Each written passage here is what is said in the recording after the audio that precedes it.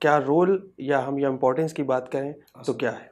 देखिए, दीनदारी और दीन शनासी, पहले इन दोनों का मैं मतलब समझा दूं। अलबत्ता हमारे नाज़रीन माशाल्लाह काबिल हैं, सिर्फ फ़ज़क्किर नफ़ात ज़िक्र के तहत मैं अर्ज़ करूं तो दीनदारी यानी किसी भी दीन का पाबंद होना। जो इंसान दीन की शरीयत की पाबंदी करता है उसको हम कहते हैं दीनदार है। हालांकि इस दीनदारी में भी जो हमारी इस्तिलाह होती है और जो शरीयत की इस्तिलाह है उसमें फ़र्क है। मिसाल के तौर पर हमने किसी के दाढ़ी देखी तो हम समझते हैं कि ये दीनदार है। दीनदार। किसी की पेशानी के ऊपर सजदे का निशान देखा तो हम समझते हैं कि ये दीनदार है। या हमने इसी तरह से देखा कि वो 5 वक्त नमाज के लिए जा रहा है या वो माह रमज़ान में रोज़ा रख रहा है तो हम समझते हैं कि ये दीनदार है। लेकिन आया वो दीनदार है या नहीं, ये देखना पड़ेगा, क्योंकि इमाम अली मकाम यानी सरकार अमीरुल मोमिनीन अली इब्न अबी तालिब अलैहिस्सलाम की एक जंग ऐसे ही अफराद से है कि जिनकी पेशानी पर सजदे के निशान भी हैं, जिनकी दाढ़ियाँ भी हैं, जो एक एक रात में कुरान ख़त्म करते हैं, पूरे दिन नमाज पढ़ते हैं, मगर इमाम अली मकाम के मुकाबले पर आते हैं और जंग नहरवान होती है।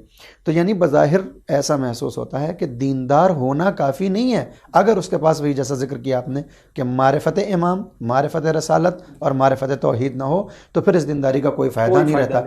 इस वक्त पूरी दुनिया में जितना भी जुल्म हो रहा है, जो नाम निहाद मुसलमान कर रहे हैं तालिबान की सूरत में, ISIS की सूरत में, दाश की सूरत में, या अलकायदा जो ख़त्म हो गया, या इसी तरह से बहुत से अफराद, ये सब अपने आप को दीनदार दिखाने की कोशिश कर रहे हैं। और काम वो कर रहे हैं कि जो न सिर्फ ये कि कोई दीनदार, बल्कि जो इंसानियत का कायल है वो भी वो काम अंजाम नहीं देगा। तो दीनदार होना काफ़ी नहीं होता है, दीन शनास होना ज़रूरी है।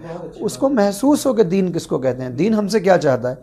यकीनन दाढ़ी नहीं रखेगा तो हम कहेंगे कि ये दीनदार नहीं है, इसने दीन के एक रुकन को मुनहदिम कर दिया। कोई नमाज नहीं पढ़ रहा है तो यकीनन हम कहेंगे कि ये बज़ाहिर दीनदार इस वक्त नज़र नहीं आ रहा कि नमाज हो रही है और ये अपने दूसरे कामों में मुब्तला है।